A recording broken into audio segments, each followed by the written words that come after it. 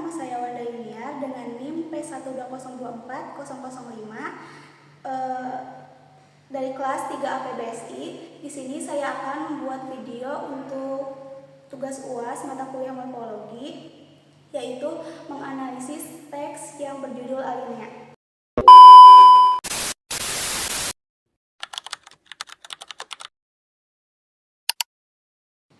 Yang pertama ada kata bernama.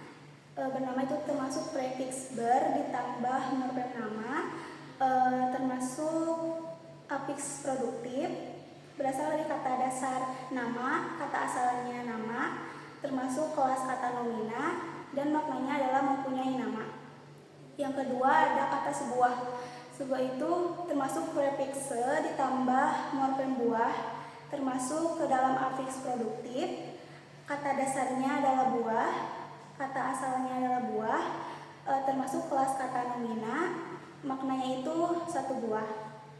Yang ketiga ada kata tulisan. Tulisan termasuk ke dalam sufiks an ditambah morfem tulis, termasuk ke dalam afiks produktif. Kata dasarnya yaitu tulis, kata asalnya tulis, termasuk kelas kata nomina, maknanya itu hasil dari menulis. Yang keempat ada kata penggabungan, termasuk ke dalam konfiks penasalan ditambah gabung. Kata gabung termasuk ke dalam afiks produktif. Kata dasarnya itu gabungan, asal katanya gabung, termasuk kelas kata nomina. Makna itu hal atau proses dari dasar verba mengkan, yaitu menggabungkan. Yang kelima ada kata melahirkan, termasuk ke dalam konfiks mekan ditambah morfem lahir, termasuk ke dalam afiks produktif.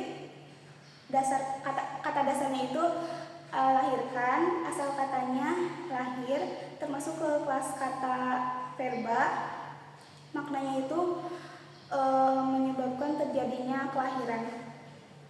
Selanjutnya ada kata kehidupan, termasuk ke dalam konfiks kean ditambah morfem hidup, termasuk ke dalam afiks produktif. Kata dasarnya itu hidup, asal katanya hidup, termasuk ke dalam kelas kata nomina. Makna katanya itu keadaan atau proses menjalani hidup. Selanjutnya ada kata hangatnya, termasuk ke dalam sufiksnya ditambah morfem hangat, termasuk ke dalam afiks produktif.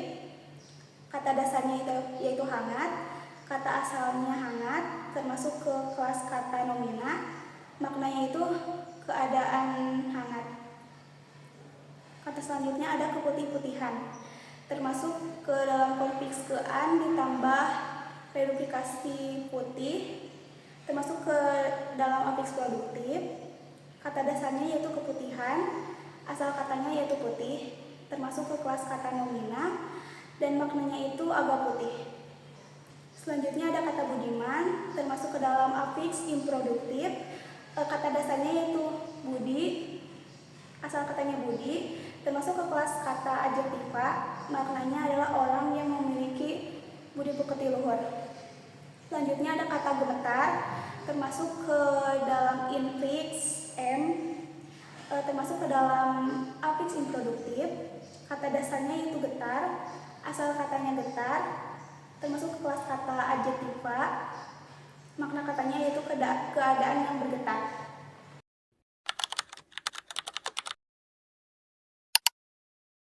Soal yang kedua yaitu menganalisis proses reduplikasi dalam teks yang berjudul alinea. Kata yang pertama ada keputih-putihan, termasuk jenis pengulangan dengan bubuhan afiks. Makna katanya itu yaitu agak putih. Yang kedua ada kata baik-baik, termasuk ke dalam jenis pengulangan seluruh. Makna katanya yaitu banyak yang baik. Kata yang selanjutnya ada gerak-gerik, termasuk ke dalam jenis pengulangan dengan perubahan fonem. Makna katanya itu yaitu keseluruhan tingkah laku atau perilaku yang dapat diamati. Yang keempat ada kata berjalan-jalan, termasuk ke dalam jenis pengulangan sebagian. Makna katanya yaitu berjalan dengan santainya. Yang kelima ada kata kota-kota, termasuk ke dalam jenis pengulangan seluruhnya. Maknanya itu banyak kotak. Yang keenam ada buku-buku, termasuk ke dalam jenis pengulangan seluruhnya. Makna katanya yaitu banyak buku. Yang ketujuh ada nyanyi-nyanyian, termasuk ke dalam jenis pengulangan dengan bubuhan afiks. Makna katanya yaitu banyak nyanyian. Yang kedelapan ada ramah tamah, termasuk ke dalam jenis pengulangan dengan perubahan fonem. Makna katanya yaitu perilaku atau sikap yang penuh keakraban atau kesantunan. Yang kesembilan ada pertengkaran-pertengkaran, termasuk ke dalam jenis pengulangan seluruhnya. Maknanya yaitu banyak pertengkaran.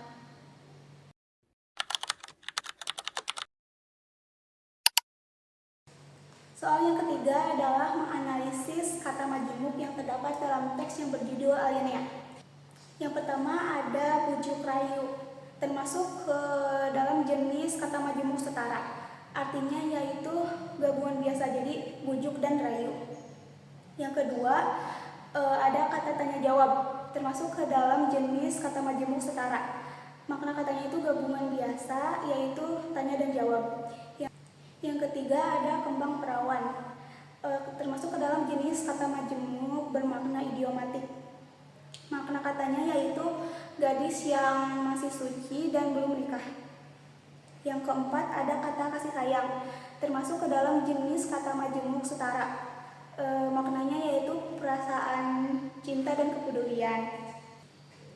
Selanjutnya ada kata cahaya ilmu, termasuk ke dalam jenis kata majemuk setingkat. Makna katanya yaitu pengetahuan atau wawasan yang dapat menerangi pikiran.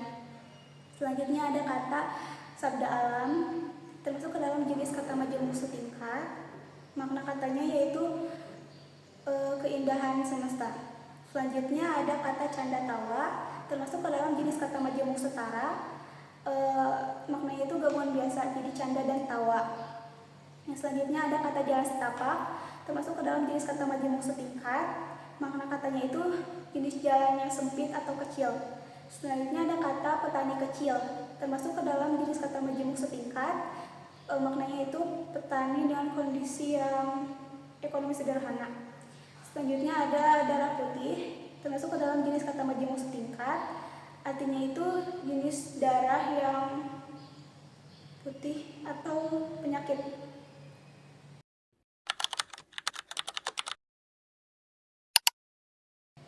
Soal yang keempat adalah menganalisis proses morfoponemik yang terdapat dalam teks yang berjudul alinea. Yang pertama ada kata melahirkan, termasuk ke dalam jenis proses hilangnya fonem nasal. Jadi menasal bertemu dengan fonem L akan menghilang.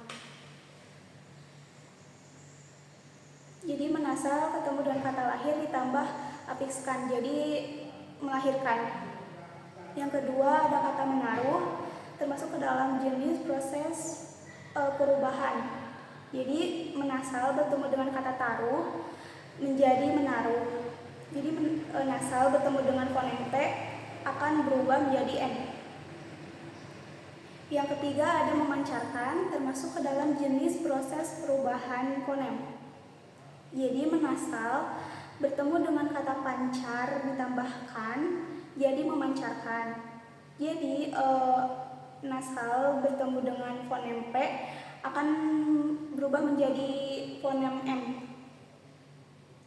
Yang keempat ada memaksa. Memaksa termasuk ke dalam proses perubahan fonem. Menasal bertemu dengan kata paksa jadi memaksa. Nah, jadi menasal ketemu dengan fonem P akan berubah menjadi fonem M. Yang kelima ada kata menjawab, termasuk ke dalam jenis proses perubahan fonem. Jadi menasal ketemu dengan kata jawab, jadi menjawab. Fonem N bertemu dengan fonem J akan berubah jadi fonem N.